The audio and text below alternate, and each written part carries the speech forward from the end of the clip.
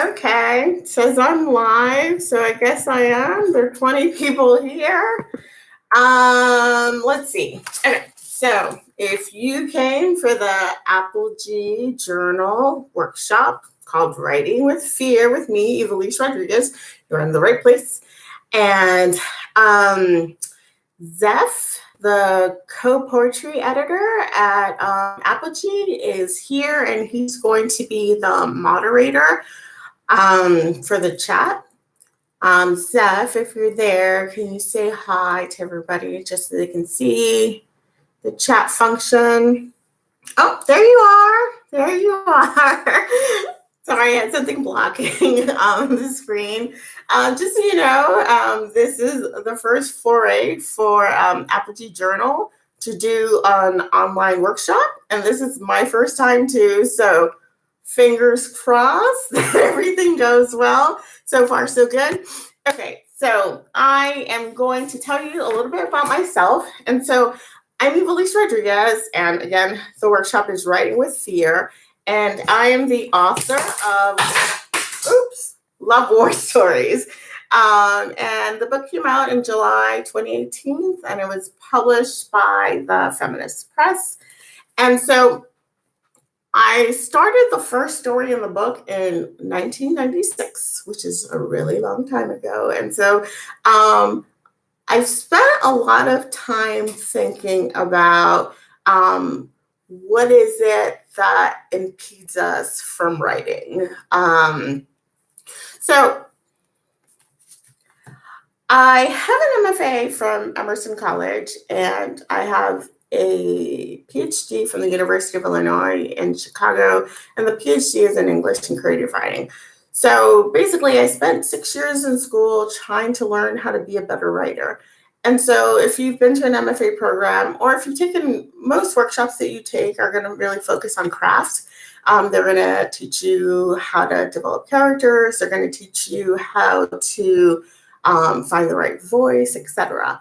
But and I had all those tools, but what I did not have was how to be a writer. In the sense, I learned how to write, but not how to be a writer. And so what would often happen is that I would sit down to write, and then I'd be overwhelmed by fear. And so I just had to get up and not write. And so I spent a lot of years of my life doing that. And so I just thought it would be great to have a workshop where we could talk about that, talk about the emotional aspects of writing. And so, hi, Mariana. So I thought we could talk about the emotional aspects of writing, which, you know, if you've been in, again, any workshop, MFA program, etc., nobody ever talks about the emotional aspects of writing. So, you know, we could have, you know, this workshop is on writing with fear. We're going to have a workshop with writing with I'm not good enough. I'm not that great of a writer.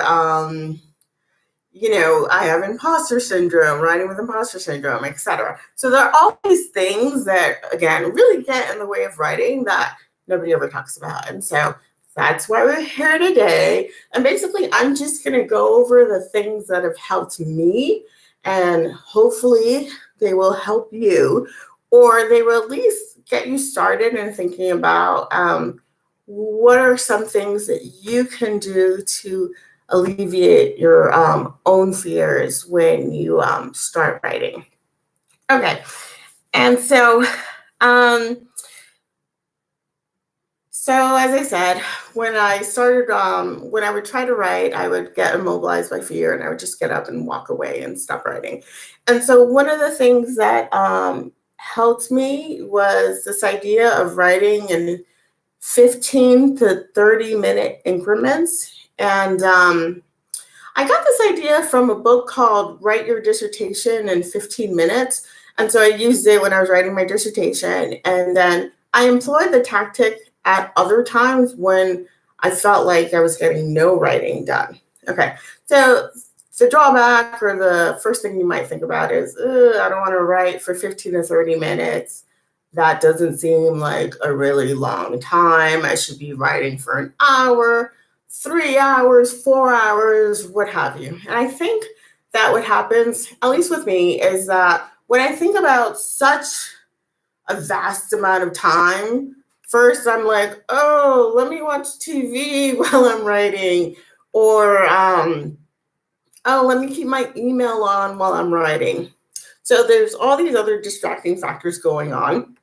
But I think we've been taught, like culturally, that to be a writer, you have to write for like all these hours, and that's really how you get the work done. And so obviously that does help other people, but maybe writing for 30 minutes is much better than not writing at all. Okay, because again, I would try to write and then I couldn't because I was just too scared, and all that vast amount of time that I had in front of me was just too vast and too overwhelming. And so when I did employ this tactic of writing for 15 to 30 minutes, it's basically a low stakes tactic. Okay. And so the first thing you think about is, well, anybody can do anything for 30 minutes, right? And also, I think it helped alleviate my fear because I would think, I only have 30 minutes. I have to turn off the TV. I have to turn off the internet. And I just have to be directly focused on achieving as much as I can in 30 minutes. And so that helped combat the fear because I didn't have time for the fear to come in. I didn't have these vast hours that where, the fear could come in and tell me all these negative stories. Instead, I had 30 minutes and I had to be super focused on what I was doing to be as productive as I could be.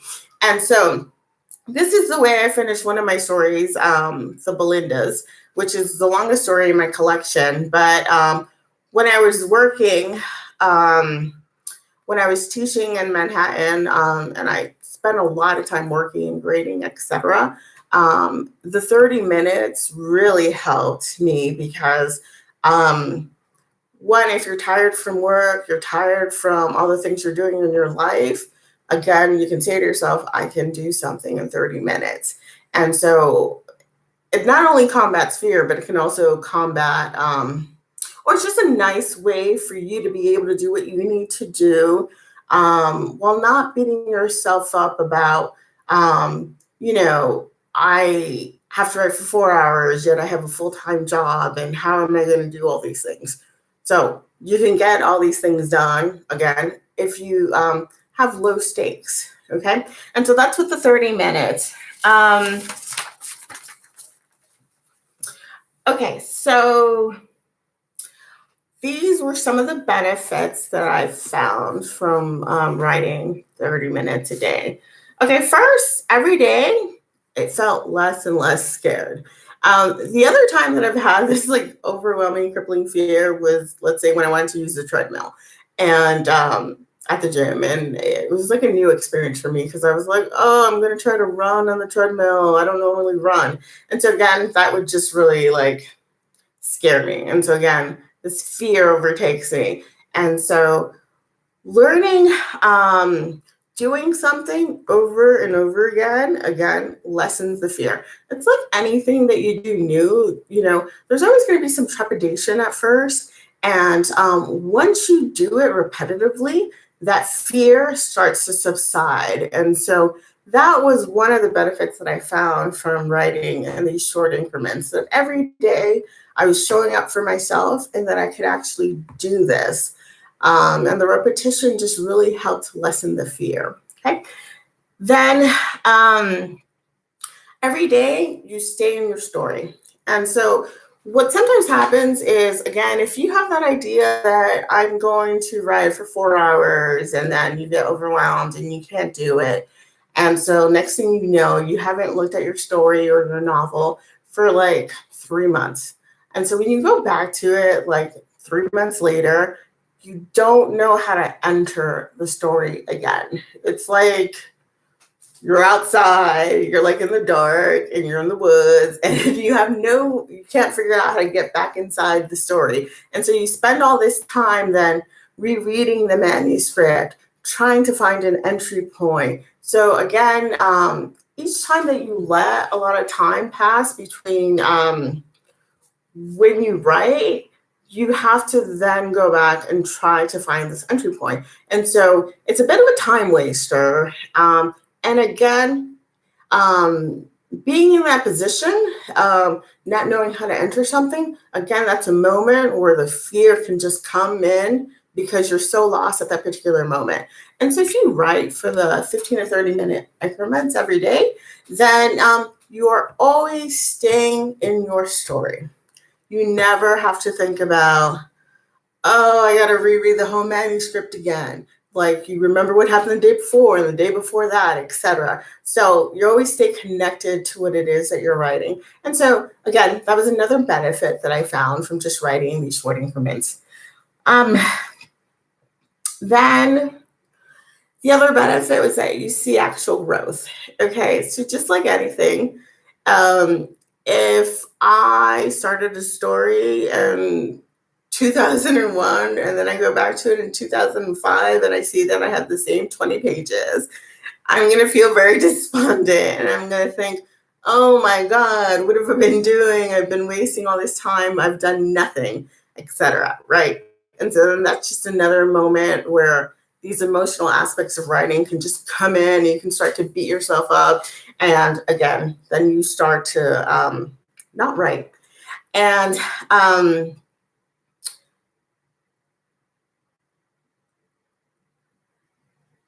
so seeing the actual, so again, if you're writing every day for 15 to 30-minute increments, you're going to see how the manuscript grows. And so being able to chart that and just see that you're getting more pages, you're fixing more problems that you saw in the text, that you are writing these new beautiful lines, that you're writing these new scenes, etc. And again, the manuscript just keeps growing and growing. That's very like self-motivating. And again, it's a moment where you can tell yourself again that you're doing the work and that you're there's like a physical manifestation of it. You can see those pages accrue. And so being able to engage with the text like that, seeing how it's growing, again, it helps alleviate the fear because, again, there's this physical representation that shows you're actually doing the work. The text is growing. You're invested in this work. You're doing it, and you're showing up, and you're doing it every day. Okay. Then the other benefit that I found was that every day you have some wins. And so normally we think of wins as, I had a great writing day. I wrote this beautiful scene. I wrote these beautiful lines. I moved the story forward, etc. And so that's what we normally think about when we think about writing wins. But I also want to say there are other kinds of writing wins, because sometimes you have to go down the wrong path to realize it's the wrong path. And so showing up every day for your text, you don't then think about, am I wasting my time? Am I wasting my time by pursuing this line of thinking? Because again, if you're getting into your text only once every 3 months, then you're going to be worried about how you're utilizing your time. But if you're working every day, and again, in these short spurts of time, you're thinking about every day is a learning experience. And I have the time to pursue this line of thinking that may or may not work. And so at the end of the day, a win could be, I know I'm not going to pursue this line of thinking. This doesn't work for my story. And so you can see wins in that way. So you can have the normal wins, yay, beautiful writing, or yay, I'm not going to go down this line of thinking. I know I'm going to pursue a different direction. Okay. And then the best benefit that I found of working these short increments was that I tended to write longer. And so if I had started off my writing session by being like, I'm going to write for an hour, I would start to procrastinate. The fear would come in, etc. But by setting up the short amount of time, what happened is it's really easy for me to achieve my goal. Okay, so I can achieve my goal in 15 minutes, or I can achieve my goal in 30 minutes. And so then by the time you get there, you're often going to be on a roll. And so you can just keep going. And ultimately, sometimes you can complete an hour, which if you had set out saying, I'm going to complete an hour, you might not have completed it. And so that happened often. And I've read about this, and some people say, no, just stick to the 30 minutes that you set up for yourself. And that's definitely one option. Or you can just go with it and just keep going. So those are the different benefits that I found when I was just writing in short increments. And again, these benefits and this first tip of writing in these short increments was one way that allowed me, again, to sort of engage with my fear and to really sort of temper it. And it allowed me to get a lot more work done than if I had set out to say, I'm going to write 4 hours a day. Okay. So then the next tip number 2, is outlining / planning. I'm going to say they're 2 different things. And so I'm going to focus on the outlining first. Okay, so first, my caveat. I know people poo-poo outlining and they think that it's not very creative or what have you. But I think that an outline just gives you a shell, and your time to be creative is really when you fill out that shell. And so there's so much opportunity for you to be creative when you're doing your writing that it shouldn't matter that you set up the structure at some point in time while you're writing your story or writing your novel, etc. Okay. And so the virtues of outlining I found were that, again, you always have a place to go. And so just like I talked about before, you need that point of entry. If you feel like you're locked out of the house and you're outside in the woods in the dark, then now you're in fear town. But if you know, okay, I'm working on this scene in chapter 3. Okay, no ideas are coming to me, so let me jump to chapter 4 and I can work on this particular scene. Okay, so there's always a place to go.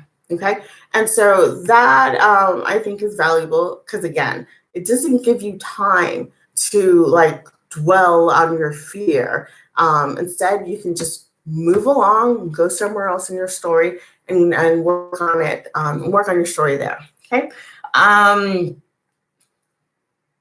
Okay, so with the outlining, I tackle it on several levels. Okay, so let's say we're writing a novel. And so ideally, at some point in your writing process, you're going to outline the entire novel.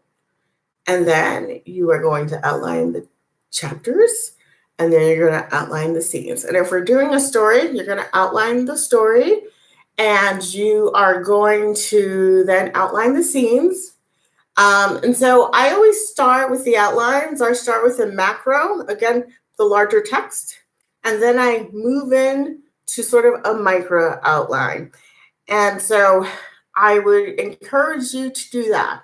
Okay, so outlining the whole thing, it gives you a great overview, right? But nonetheless, you still have this giant thing to work with. And so if you then narrow the focus of what you're outlining, then again, your focus gets tighter and tighter.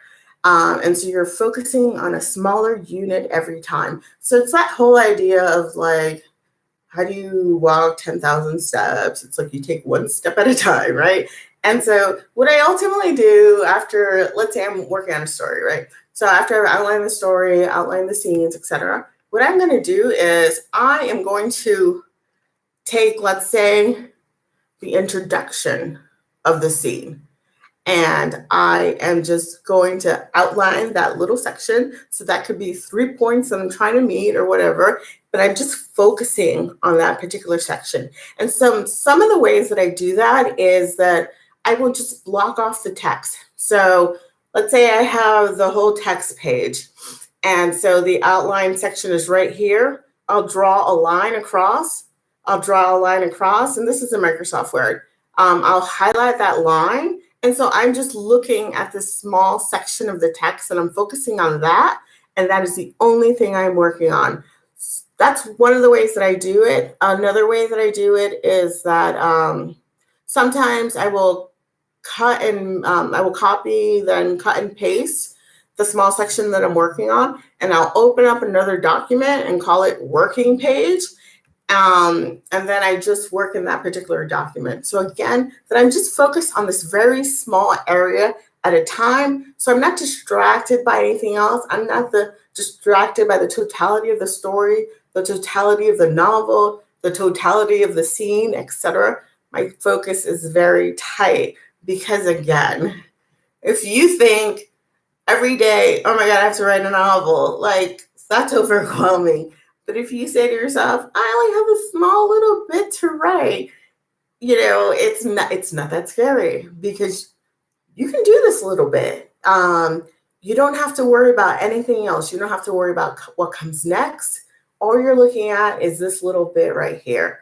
Okay. And so that's why I find outlining useful. And again, I take it from a very broad level outline to a micro level outline.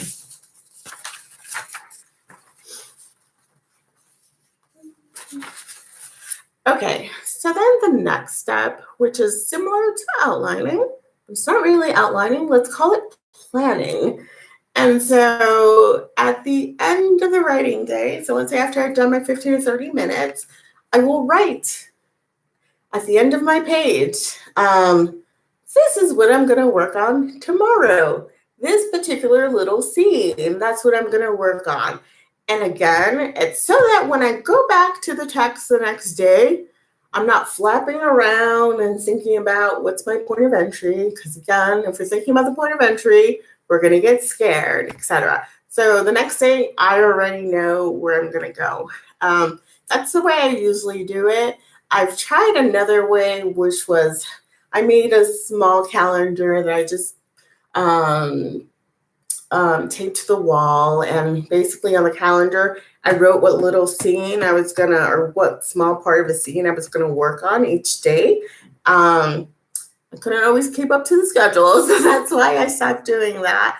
But that may work for some people. Just create a little calendar, let's say a monthly calendar about the small sections that you're gonna work on every day, and that might help you. But again, now what I do is I just write at the end of the writing day, this is the small section I'm going to work on tomorrow. And so when I get there to the page the next day, I'm just ready to go. And again, that helps combat the fear, which is what we're just trying to get away from, because again, the fear limits our writing. Okay, so then the next step number 3, tip number 3 is learning your process. And what this means is learning your writing process. And so if anybody's ever gone to, an author reading, which I'm sure all of you have, inevitably somebody's going to ask, what's your writing process? And then the author will tell us his, her, their writing process. And if we don't know our own process, I think we're going to think, ooh, maybe I'm doing this wrong. And but if we know our own process, we're going to think, oh, that's cool. That's different. I don't work that way. And so I'm going to tell you about my process, and then I'm going to tell you why learning it was actually super useful to limiting the fear I felt when I wrote. Okay, and so my process, it's very messy. The thing with writing is that most of us as readers, all we're going to see is the end product, right? And the end product is beautiful, it's polished, things are in its place, yet that's the end product. We don't know what happened in that battle to get the story written. We don't see all the messes. We don't see all the horrible ideas that came before this polished piece. And so I think I thought about this, when I was in my MFA program a long time ago. It kind of makes you feel less than, because again, you see somebody's finished product, but you don't know what it took to get there. And so when you're rolling around in this messy story, you're sure that you're doing it wrong. And so this is what I learned about my process. Okay, so first, I write really, really, really terrible drafts at first. Well, for a while, actually, they're really terrible. And they're terrible in the sense that there's very little that resembles a story. It's really what I write more is what I want the story to be about. Because when I start writing a story, I don't have a fully formed idea at all. I start, like, for example, in the story in my book, Lightheaded Chango, it started with this very small kernel of idea, which was I'm going to write a story about a girl who goes to a botanica and because she wants love. Okay, that's all I knew. That's very little, right? And so basically what I would start to do is I just start typing any ideas that come to my head, and I type for a while. And then I go back into that rubble, into that mess. And then what I'm doing is that I'm looking for like great lines, great ideas, things I want to develop, etc. And so I'm pulling those things out of the rubble, right? And I'm saving them so I can ultimately form the story. And so, okay, we're in this messy process and we're digging through the rubble. And then at some point, somewhere in the middle, I'm going to outline. I'm going to outline the story. And I'm going to outline it several times because when I outline it, I'm going to put the scenes into a particular place. And so I'm going to then read through the story.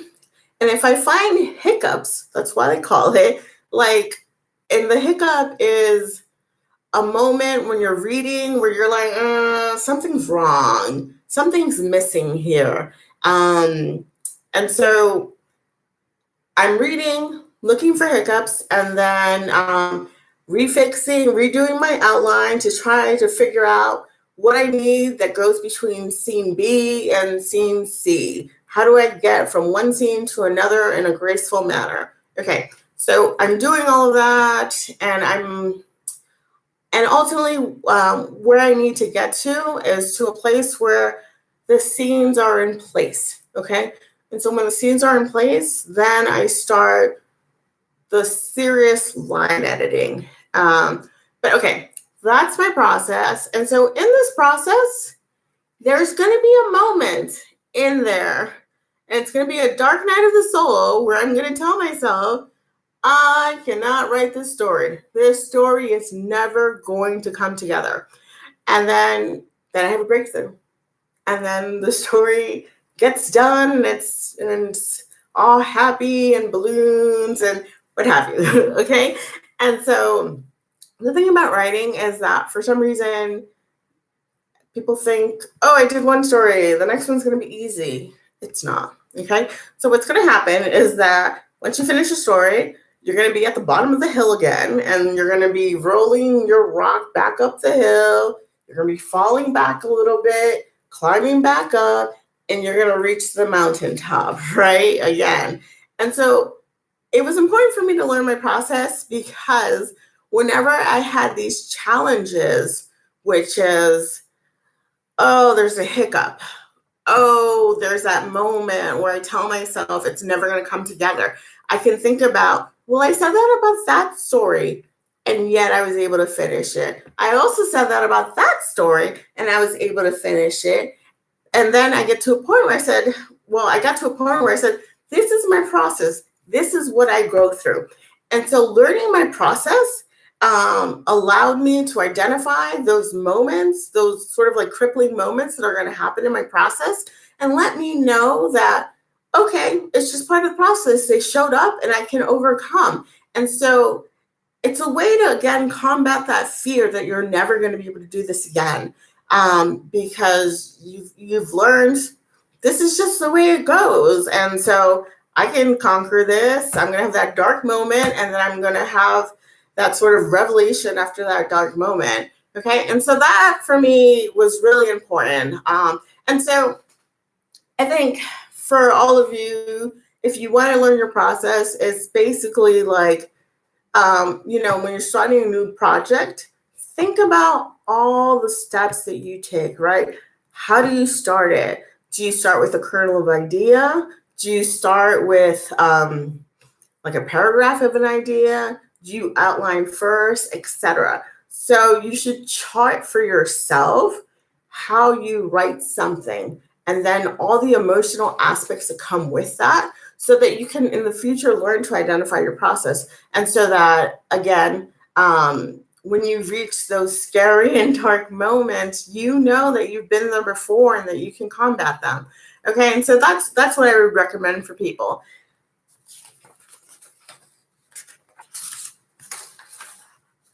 Okay, and then my last tip is writing by hand, which is kind of odd.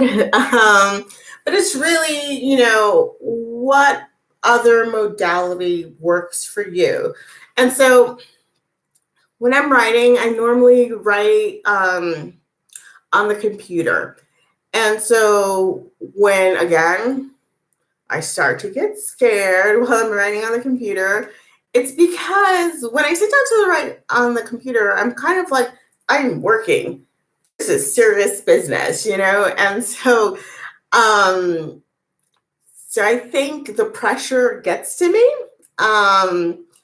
And so when I find myself in moments like that, where again, then the fear comes, I can't do this, I'm stuck, etc.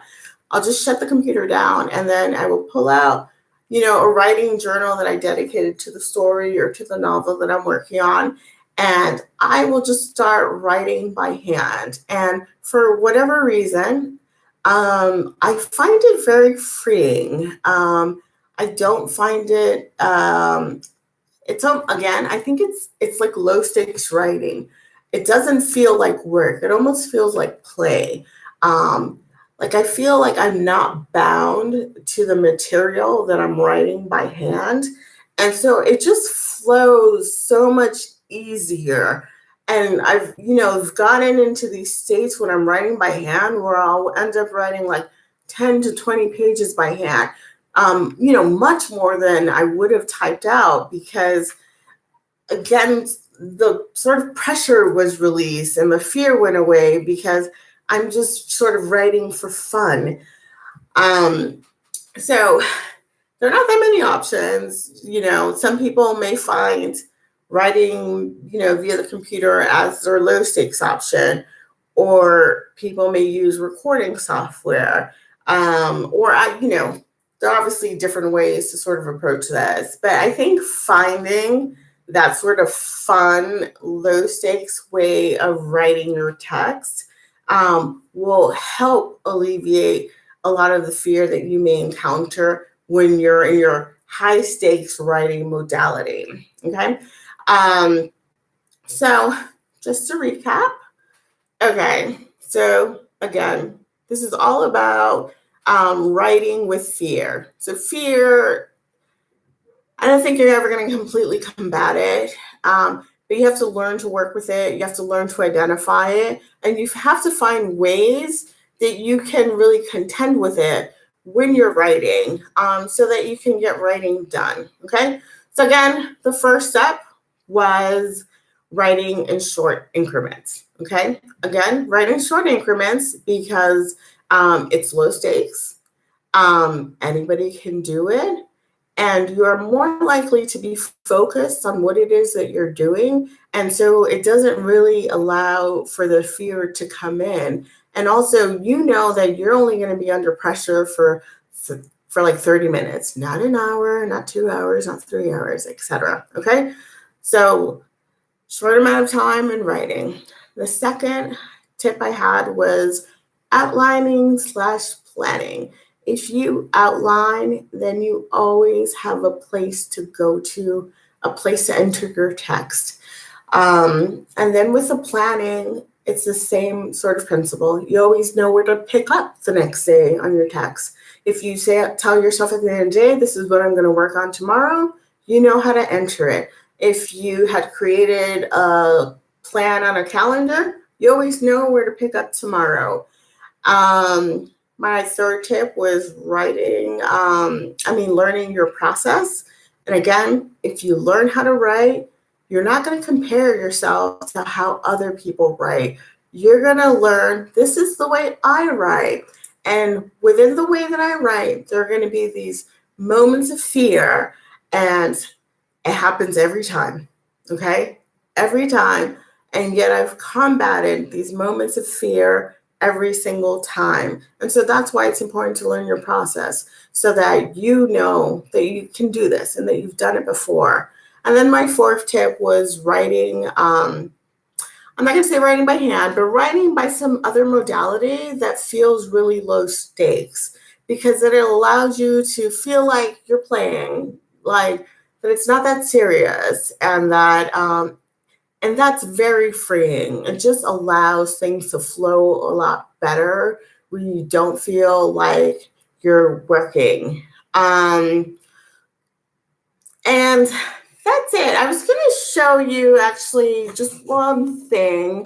I don't know if anybody's ever used this book, Writing Fiction by Janet Burroway. It has several additions to it, but I love this book. I've used it in teaching, but whenever I read it, when I'm teaching, I'm finding all this new information. But one of the best things that I found in this book is Janet Burroway's narrative writing arc. You're probably not going to be able to see it that well, so I'll explain what the arc is. But it's basically Janet Burroway, she outlines a story, and she uses the example of Cinderella, and she maps out how Cinderella is written. So it shows you where to start a story in media res, which is the conflict. It shows you how to do the rising action, and it shows you what the climax is. Here it's called the conflict, but it's the climax. And so with the outlining, this is one of the things I would suggest, and this is what I do too, is that I start with what's the conflict. And so I start in media res, and then I go to what's the climax? Where do I need to get to by the end of the story? And so it's sort of like, what needs to happen to this character? What movements are possible for this character to have, a climax by the end of the story?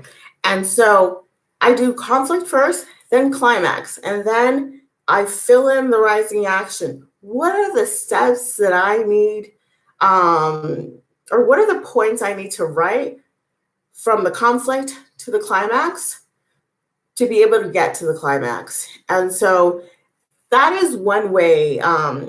This is an excellent example, I think, for a story outline. So that's the way I go about doing that. With a novel outline, I actually looked at a lot of them online. There was even a great YouTube video. It had like the 27 chapter novel, etc. I had trouble with that one, but then I found this other outline called the Hero's Journey outline, and then that one worked much better for me. And so I would encourage you to look around for different types of outlines to see which one works for you. And often, I would create these worksheets. So for example, when I was trying to do the 27 act outline, I did an outline I did a worksheet for Act 1. And so I noted all the movements that were supposed to happen in Act 1. But again, that one didn't really work for me, just because some of the things seem to overlap in my mind. But I did find the Hero's Journey outline to work. And so even with that one, what I did was I took each step that's noted in the Hero's Journey outline, and basically I wrote each step, bolded it, took step number 1, wrote all the information that's supposed to come there, did the same thing for step number 2, etc. Um, and that's been very helpful because then it allows me to see, again, the whole picture, and it allowed me to see where there were gaps and where I was trying to tackle too much in this novel. So I highly recommend that you find a novel outline if you're working on a novel, one that fits you, and then I would create worksheets that allow you to map out that particular outline. And so, and again, I found this very beneficial, and so I just played around with it a lot until I found one that I was comfortable with. Okay, so that is it for the lecture part, and we are moving into the Q&A, and I see I have one question already. What is the name of the novel outline form? Okay, so there's one, definitely, okay, so I just did a Google search for like the 27 act novel outline. And again, there was one YouTube video that was pretty good that explained the whole thing. And there are plenty of examples that you can find online. There was another outline called like the cat's tail. That one I found a little weird, so I didn't use that one. Then there was another outline called a hero's journey outline. And that one I found really helpful. Okay. Yes, I will send examples of outlines, and I can also send you the worksheets that I made up just in case any of that is helpful to you. And again, you can use those as templates to like reformat it so that you can, have a template that is that works for you. When I teach creative writing, I also use templates a lot because I want people to sort of not think about it as writing as like this nebulous process. I want them to see the steps that go into writing, and so that they're thinking, how can I fill in this step? What do I need to do? Thinking in a very rational way, just when they're outlining, when they're plotting. And then, then all the beautiful prose can come in. But I think you need to have like a very clear sense of direction. And that's why I use templates, and that's why I use the outlines. Okay. Oh, okay. So Jennifer, do I have advice for folks who are writing in other forms? I did the same thing when I was teaching poetry. So I had to teach a multi-genre workshop. And so basically, Janet Burraway has another book, and it's called Imaginative Writing. And so it goes over the different genres. And so, for example, when I was teaching students how to write a poem, I said, has to have a beginning, middle, and end. Basically, I'm looking for the structure of that particular genre, and I'm having them focus on certain aspects of it. I taught them how to use a villanelle. I gave them a template for how to write a villanelle. And actually those poems were a lot better than the poems that had no particular style to them. And so again, this is why I recommend templates. It's just a way to begin.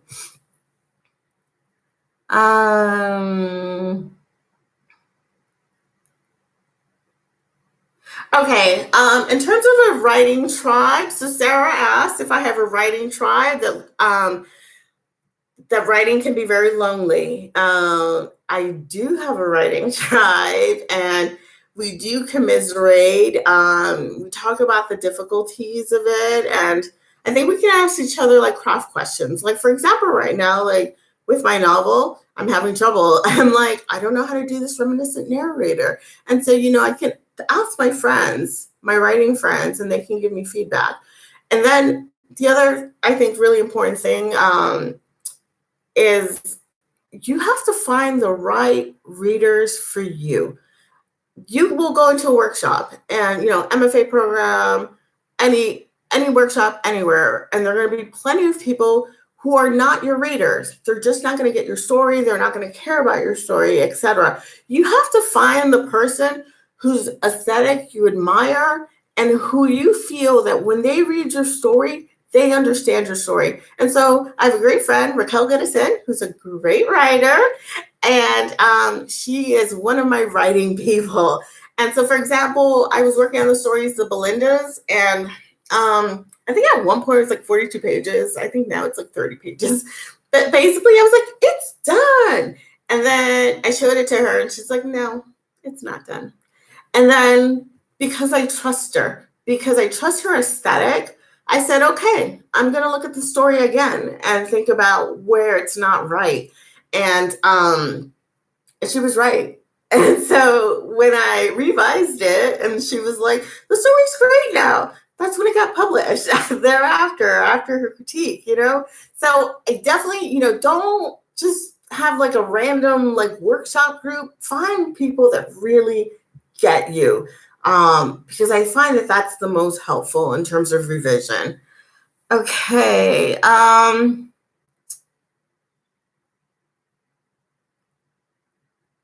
Okay. Yes, I know. Like I said, okay, so I am looking at, let's see, Constance's question. It's how much time do you dedicate to outlining before you start micro detailing writing, or do you do them simultaneously? Worried I can plan myself to death when I'm scared. Okay. So I will outline, like I said, the big thing, which then allows me. So let's just talk about a story.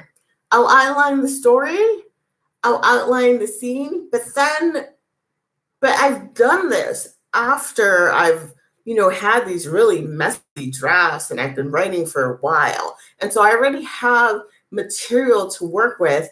And then when I'm doing the really micro outlining, I'm doing the micro outline as I'm revising the text. Okay. So I'm doing it at the same time. And so, yeah, I totally understand what you're saying. You can totally get caught on that forever, but at some point you have to dip into the text to actually see if that outline works. And so the micro, I do it simultaneously. Okay.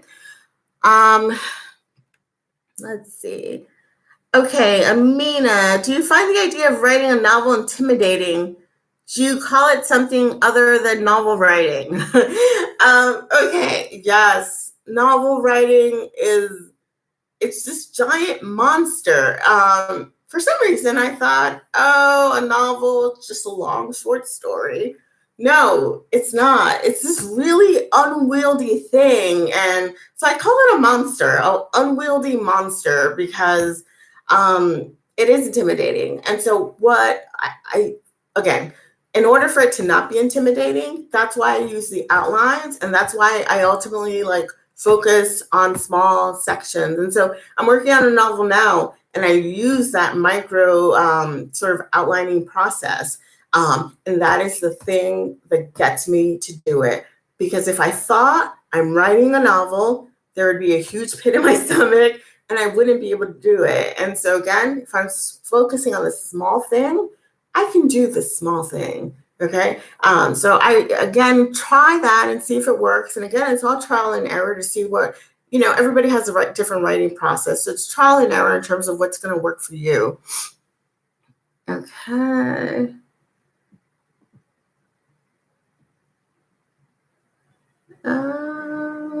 Okay, Jennifer. Have you figured out so Jennifer's question is, have you figured out ways to make writing and the writing process more of a pleasurable activity rather than something that you dread? Not really. Not with my literary fiction. Okay, I love the Vampire Diaries, and I was like, ooh, I should write some fan fiction. And that was totally fun. And it wasn't intimidating at all. But I'm writing in a genre that first of all, nobody's gonna see it. And I'm writing in a different genre. But when I'm writing literary fiction, no, I haven't found a way to make it fun. What I think I think some other people might find it fun. I think for me, the good moment when writing literary fiction is when you reread something that you wrote and you're like, ooh, I wrote that? That's pretty good. So it's more like I can achieve these moments of pleasure in that sense when I see something that I've created, but not during or the only time it would come during is if I feel like I'm on a flow. But again, that is so rare that I would not count on pleasure as as a constant sort of everyday thing. Okay. But that's me. Other people may find this entirely pleasurable. Okay. Then Dina. Okay, any additional advice on what to do when the fear takes hold and it's preventing you from producing? Dina.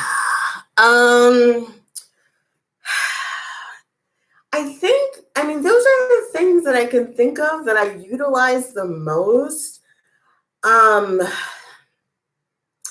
I can't think of any other strategies, but if I do, I will, have Apogee email all of you. I'm sorry, Dina. I'll try to think of other things that work for me too. Okay. Gustavo.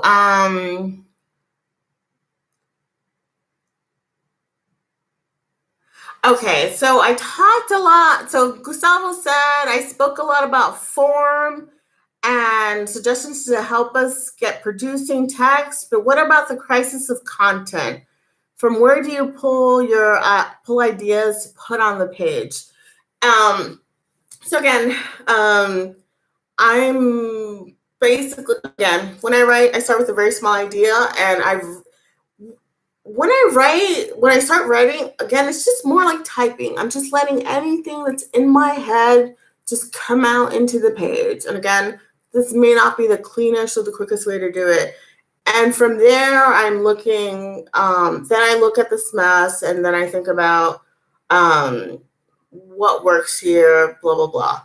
And the sort of like the producing like this beautiful content really comes for me in revision. That's where I really focus on that.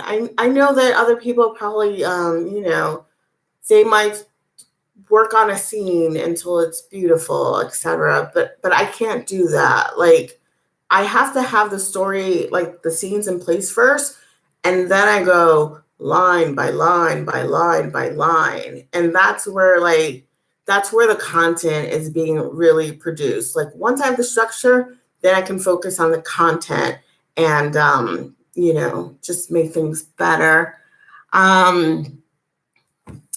Okay. Then Hannah, this is less process oriented, but how do you approach writing about your culture when not all of your readers are familiar with your culture? How do you invite your readers into the unfamiliar? That's a great question, Hannah. Basically, I kind of write in a way that's like, you already know this information. Like, I don't go into this detailing thing where I'm explaining like the minutia of the culture. Like, I'm not thinking of my reader as somebody that does not understand the culture.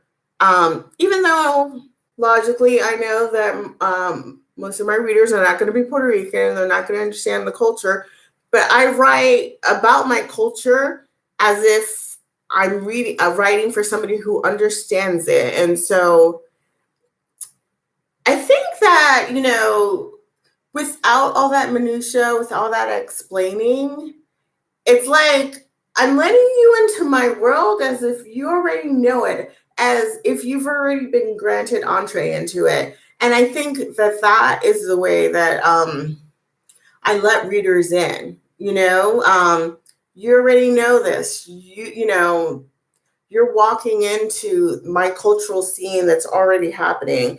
I'm not here acting as a guide. You're seeing it as it happens. You're seeing it in a very sort of real context. And so that's what works for me. I hope that's helpful. Hannah. Okay. Hannah. Okay. Albert. Okay. Albert. I found when I write to structure outline, I lose that white hot center. But it sounds like this is what you do during your robo process. Does that feel right? In the robo process, thank you, that's a great line. there's some white hotness, but it's not a lot. It's really, again, when I start after I outline and when I'm revising, that's really sort of like when the magic happens. Um, because it's really, again, I think of outlining just as I have a direction to go in, and that's all it is. It's a direction. It's a direction to keep me like focused on a particular goal. But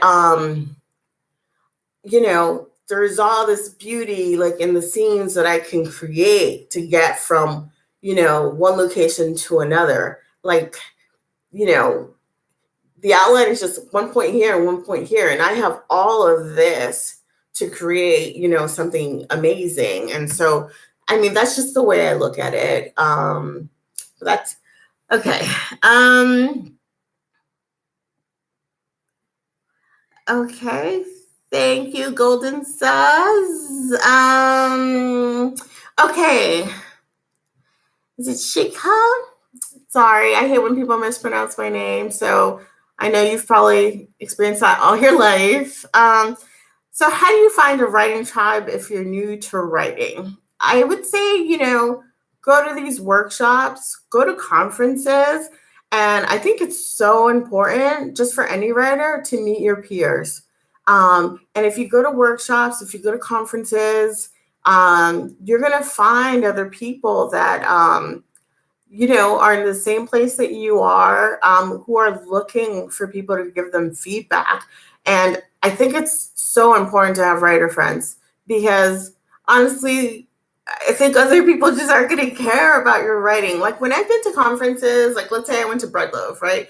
And so I'm at Breadloaf and there are all these writers and everybody cares about the same thing that you do. Like it's like you're in this alternate, like magical universe. But where you're like in your everyday life, like your partner is not going to care about your writing, or like they're not really going to understand like what you're going through, or your parents aren't going to. So definitely go to conferences, workshops, and that's where you should meet people. And I cannot stress enough how important that is. Again, for the sense of community, for the sense of like finding somebody that gets your work, and it's just somebody to talk to. We're all in this together, so that you don't feel so alone. Okay. Golden says, I write in short spurts. When I try to tackle edits or attempt a manuscript, I'm at a loss. My writing seems to work only when I don't have time to reflect on it. Any suggestions? Okay, P.S. I'm writing poems. I write fast to evade the self-criticism. Editing seems impossible because I have to revise with less speed. Okay, I actually know what you mean. Okay, my messy writing, that's fast writing, right? But it's the revision that is slow and painful. So, okay. You're gonna have to reflect on your writing, okay? So this is so some of the things I do is I sort of like psychoanalyze the story, or I use my sort of like literary analysis brain to look at the story, and I will, write down what's happening in every scene. Like, what's the significance of, what the character is doing here? So I use like literary analysis to then think about the story. And then if I see something's off, something's wrong, the character's giving off like the wrong impression, blah, blah, blah, that helps me revise. Okay. So with your poems, okay. So now you know that revision is the hard part. Like, and that's where you get stuck. Some people get stuck at the beginning. Some people don't know how to get going. But for you and me, we get stuck in the revision because the revision is hard. And so I think you should analyze your poems as if you were, an English professor. Okay. Analyze your poems. Think about the meaning of every word, and see what you come up with. See where there are gaps. And then, you have to revise to those gaps. And part of the problem that you may be running into, which is something I ran into too is you're sort of like, like an undergrad student where you're like, I wrote this, I don't want to delete it. But you have to delete it if it doesn't help serve your story, that's another place where fear comes in, where you're like, oh my God, what did I write? And now I have to delete. We're going to have to make peace with that and just, delete. Okay. Oh. Ooh. So Mina says acupuncture has helped with anxiety, yoga, and meditation. I'd be really interested to see, how that, plays out like for a writer and how that helps a writer's process. That's really interesting. Maybe I'll try yoga to see how I can get going. Okay, so Hannah, oh, wait a minute, hold on. Okay, Zeph has joined us and said, heads up, everyone, just under 10 minutes left in the conversation. Let's see. Oh.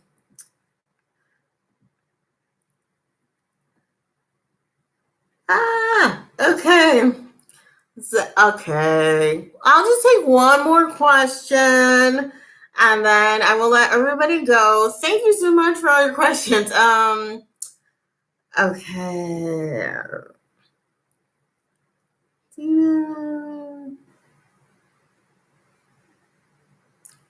Okay. I'm looking for another question. Okay. So, Raksha, and again, I apologize. My name is Ivelisse. Everybody mispronounces it. Okay. So, Raksha asks, can you talk about dealing with rejection and how you deal with that? I.e., revisiting a piece that you thought was done and then trying to figure out why it wasn't working after all. That's part of the long, painful process. I think with me, what happened is it's like I wanted to be done. And this is I see this in my undergrads when they write like for composition classes, they just want to be done, right? That your goal is not to be done. Your goal is to write the best piece that you can write. And so I spent a lot of time sending out work that just wasn't ready. And so I think that is part of the rejection because you're sending out work that's incomplete, that's just not ready at all. And so you would probably get less rejection if you were sending things out that were more polished. I mean, not always, but you'll decrease your chances, but you still will probably get rejected. But at some point, somebody's going to take your story because now it's like really done. And so, how do I deal with it? Now I just let it sort of fly off me. Like I've been rejected so many times. Some of the individual stories, I think one of them was like rejected like 50 times. The collection was rejected so many times. And, there were times I wanted to give up and just not write anymore. But then I thought, well, what am I going to do with my life? I might as well keep writing. And I think you just have to really make peace with it and say it's part of the process. It doesn't really, sometimes your piece isn't ready, but other times it's the person that's reading it, their aesthetic just doesn't match with yours, that happens a lot too. Trust me. And, I've read for like journals, I've read for contests. And so there could be a story that's well written, but if I don't like the style, then I'm not going to vote for it, and that's totally an aesthetic thing. And because I'm looking for something that, sort of really touches me. And so another reader may be looking for something else. And so you just really need to like, get an understanding of all those variables, and then again, you need to find that tribe, somebody that's going to tell you for real, this isn't done. You got to keep going. Okay. I'm going to wrap it up here. I'm sorry. Thank you so much for spending this hour with me. And I love your questions and I will definitely send out outlines, and I would highly encourage you to support Apogee Journal. They put this together. They have other workshops, so you can check them out on their website. They look fantastic, and I feel like they're super affordable. And I'm so glad that this workshop was free. And I love that so many people can, just participate and like view it. And let's see. So support Apogee Journal if you can. Take one of their workshops, and you can buy their journal too. Okay. Thank you so much, everybody. I really appreciate you being here, and I hope that it was helpful. Okay. Bye.